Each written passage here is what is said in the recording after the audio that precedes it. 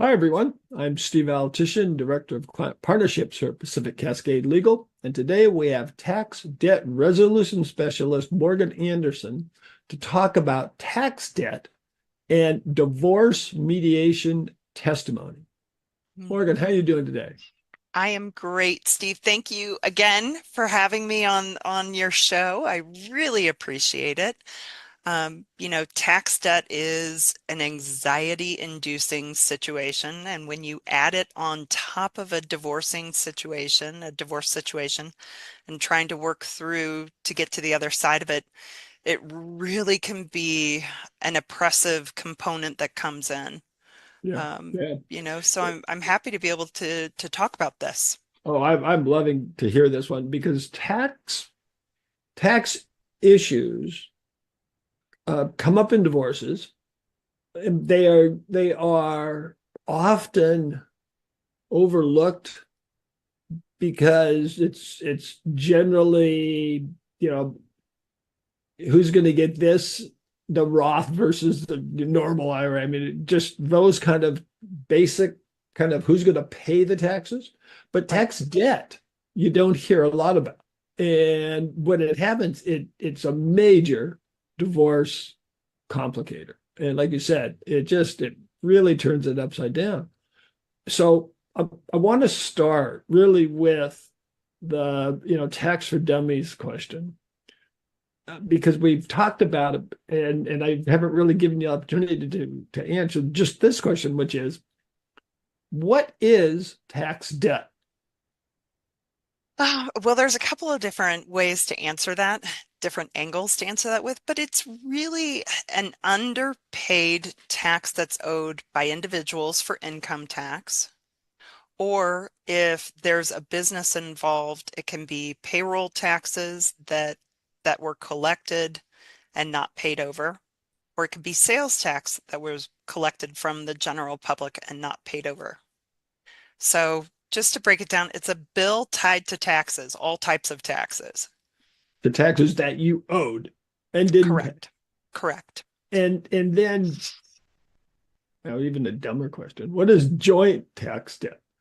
It's not a dumb question. There are no dumb questions Oh, you because advertising. inevitably the clarification needs to be put out there for Yeah. somebody, and there's nothing wrong with that.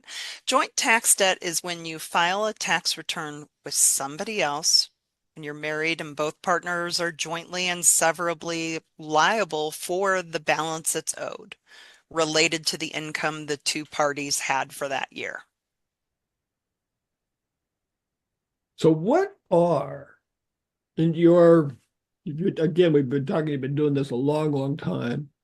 What do you see as maybe like the common denominators of how you get into tax debt?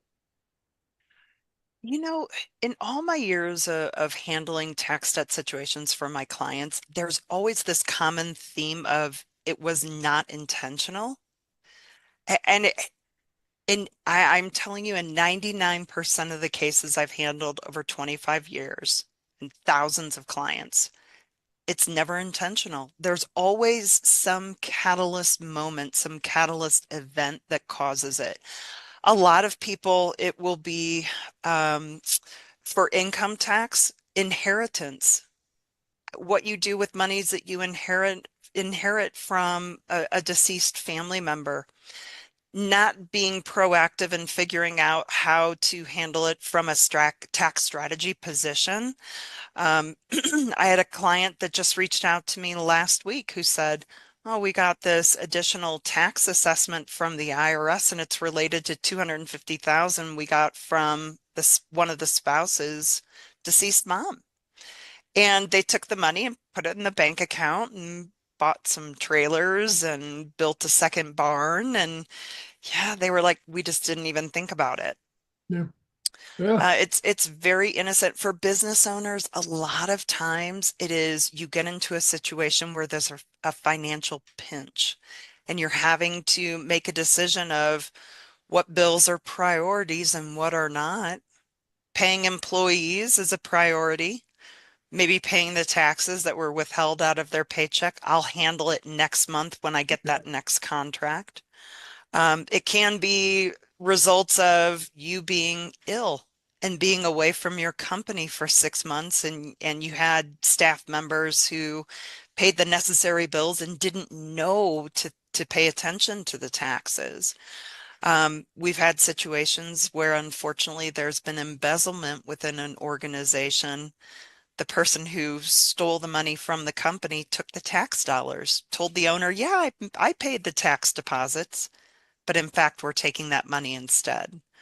So there's all kinds of different scenarios that I've seen, but it's always an undercurrent of it wasn't intentional, just circumstances caused it to have to be accrued.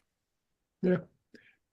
That's interesting. And I hadn't thought about the bad guy causing it. And I just want to kind of clarify and ask, just because that accountant or that bookkeeper took the money and ran, that doesn't relieve the owner or from having to pay that debt.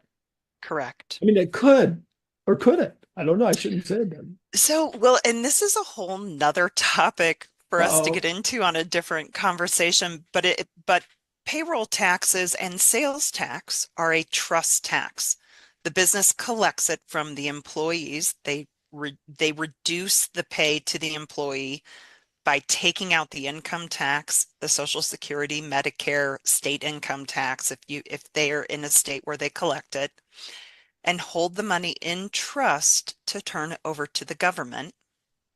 With sales tax, you collect the tax from the public and you hold it in trust to turn over to the government. So it's referred to as a trust tax. With trust tax, whenever there's a situation where there's a debt, the IRS or the state will conduct an investigation to see who was personally responsible Got it. for those taxes being collected and who was entrusted to hold those monies and then oversee the turning over to the government. When it doesn't happen, the IRS and the state can pierce any type of corporate veil and hold somebody personally accountable for Mhm. the amount of money collected and held but not paid over. Now, with a situation where there's been fraud or theft within the organization, we have been able to divert the attention for the collection of those monies from the business owner if we can lay the groundwork to show they really had no idea this was going on, even though they had checks and balances in place to prevent it, and divert the collection uh, focus onto the person who took the action. So as Wow. an aside, that can happen, and we've been Wow. able to defend the business owner. I love that. You know, Thank you. I just realized we needed a whole other thing just on business tax. We can. I love that. Now, back though, tax Yes. debt. Is there a statute Tax of debt. limitations on it? Yes. Well, and each state hold has a different set of laws and collection statute that they recognize. But with the federal government, they kind of lead the charge, and most states follow suit. It's 10 years from the date that the debt is recorded. So there are a couple of actions that the taxpayer can take that will cause that 10-year clock to pause. But overall, it's 10 years from the date that the debt is recorded on the tax account. The IRS has to collect on it. Day 10, 10 year and day one, that balance gets written off. Got it. Okay, let's now throw into this the divorce. You know, Mhm. generally division of marital property and debts in a divorce, annulments, separations, all of that stuff, are according to state divorce laws.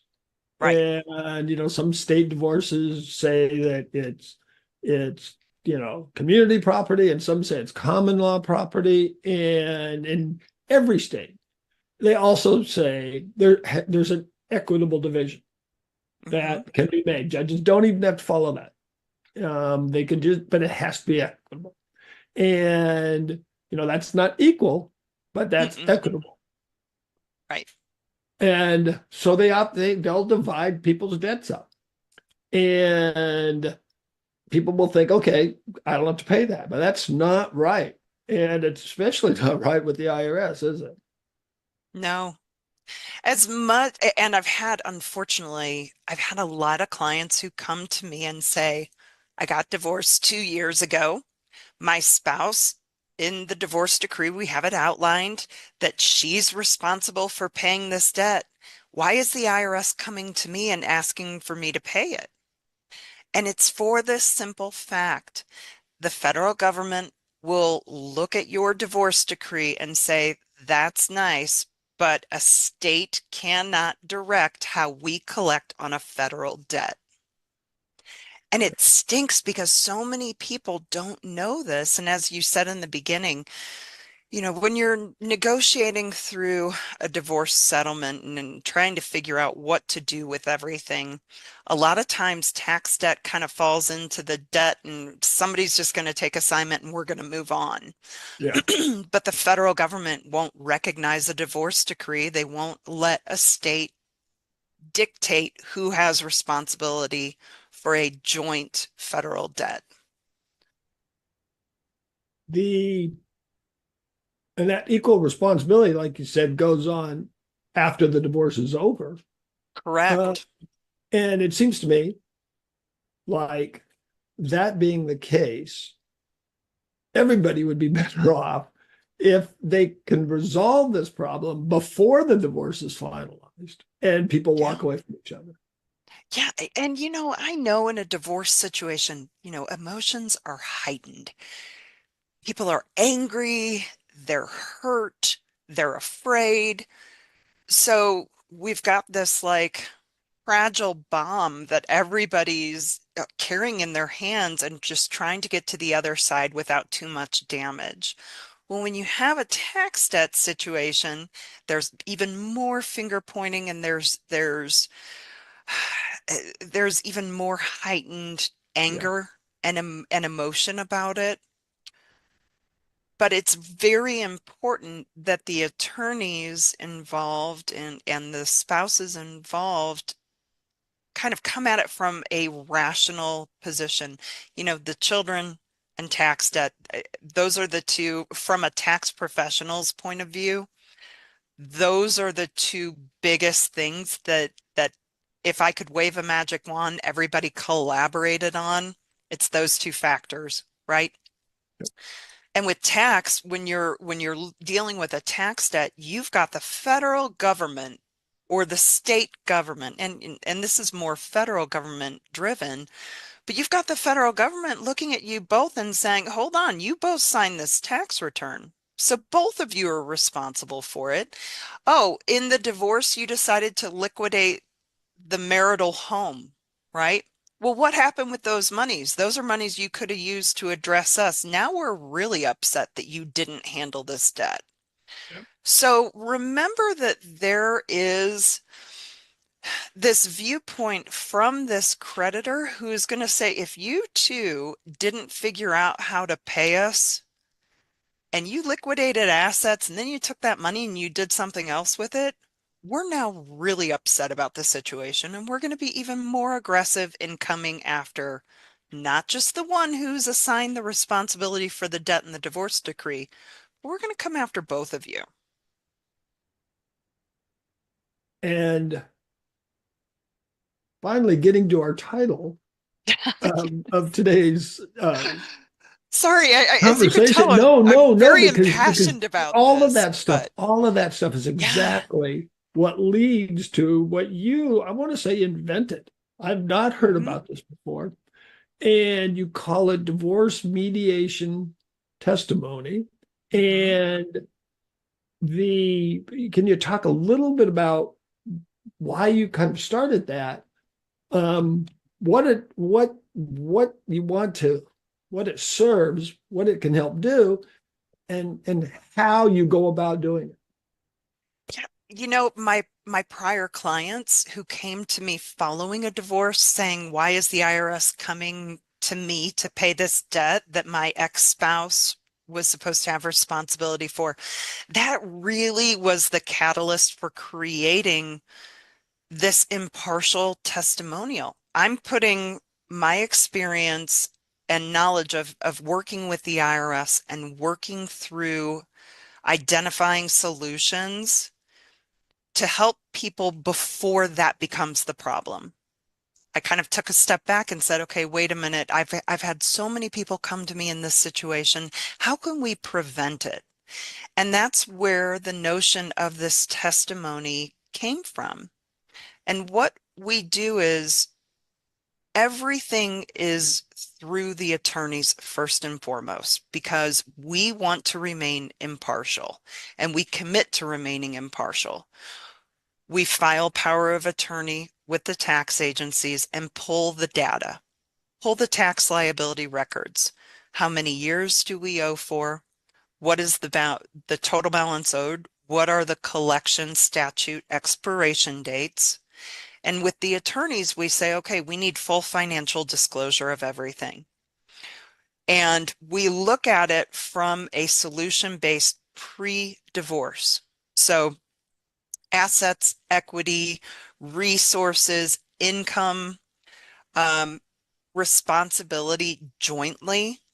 And then we say, okay, have there been any conversations about assignment of responsibilities already that we need to keep in mind? Because a lot of times it's credit cards, things like that, that the IRS will recognize money needs to go to, but it's not a secured debt. So they say, okay, that's kind of your problem to deal with, and we know how to negotiate through that.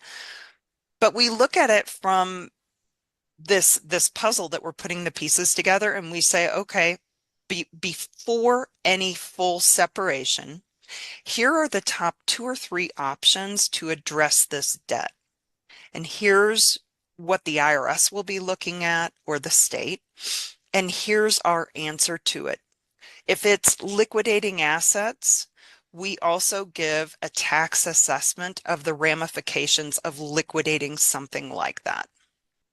So this report is then given to both sides to say, here's the debt, here's the whole picture, here's the whole financial picture we took into consideration.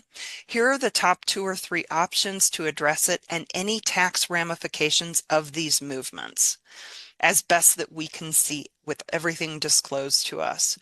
And that document serves as a way for both sides to say, okay, on this one issue, we have to work together.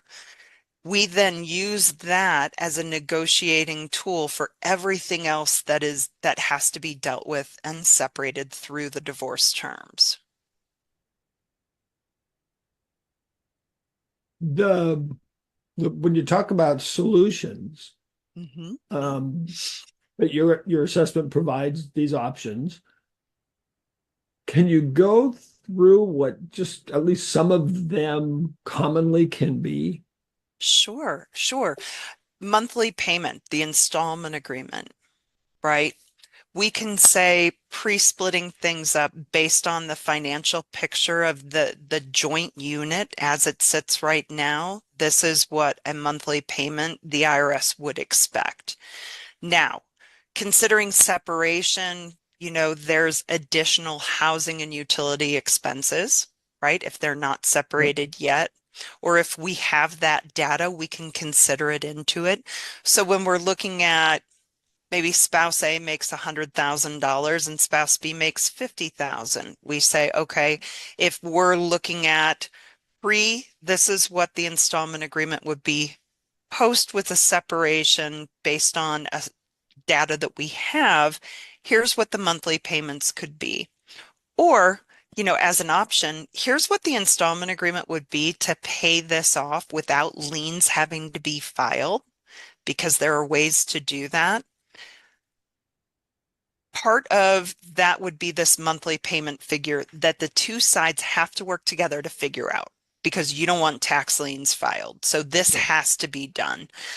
There are so many variations of what would be appropriate given the facts and circumstances of each case on its own. There is lending to address the debt. If equity needs to be tapped to put a chunk towards the debt or to pay the debt in full, we want to make those maneuvers and make those moves before there's any true separation, if both sides will agree to it. Yeah.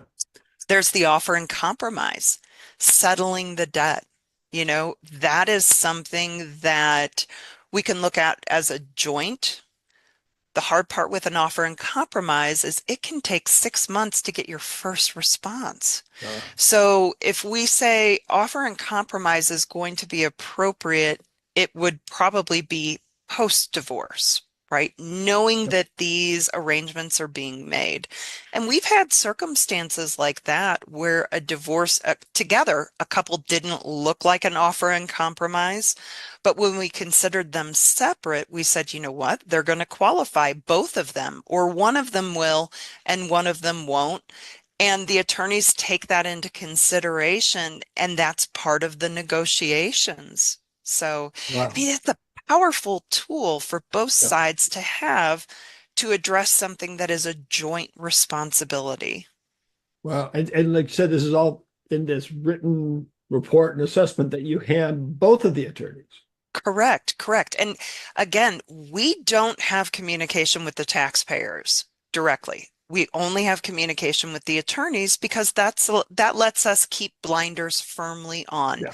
Yeah. It doesn't let one spouse kind of worm their way into a better relationship with us. So subconsciously, we don't lean one way or another. We just say just the facts, black and white, and we provide a report that is just based on facts and a professional assessment of what to do with this tax debt that has to be addressed. Yeah. Yeah. And then it's up to, like I said, up to the attorneys to work either to negotiate, a resolution, division of assets, debts, a money judgment, I mean, spouse support, all Right. kinds of things that they can use. And in addition, if they are mediating their financial issues, which is common, they can use that for the mediator. You know, Correct. and Correct. that just sounds really, really good. In the one thing I do want to ask, because I saw where you had talked about it a little bit, you know, not a huge fan of DIY divorces, but they Yeah, occur. they do. And no attorneys involved, and parties um do it on their own, and sometimes it's fine and works, but is there situations where they could come to you and to get that particular um uh advice, or get something that they can give a mediator, that if they're trying to mediate their on their own? Absolutely. Absolutely. Absolutely. In that instance, then we would just make sure that there's full disclosure on both sides Yeah. and they recognize that we're looking at black and white fact. It's really important to us that anybody who does reach out to us for the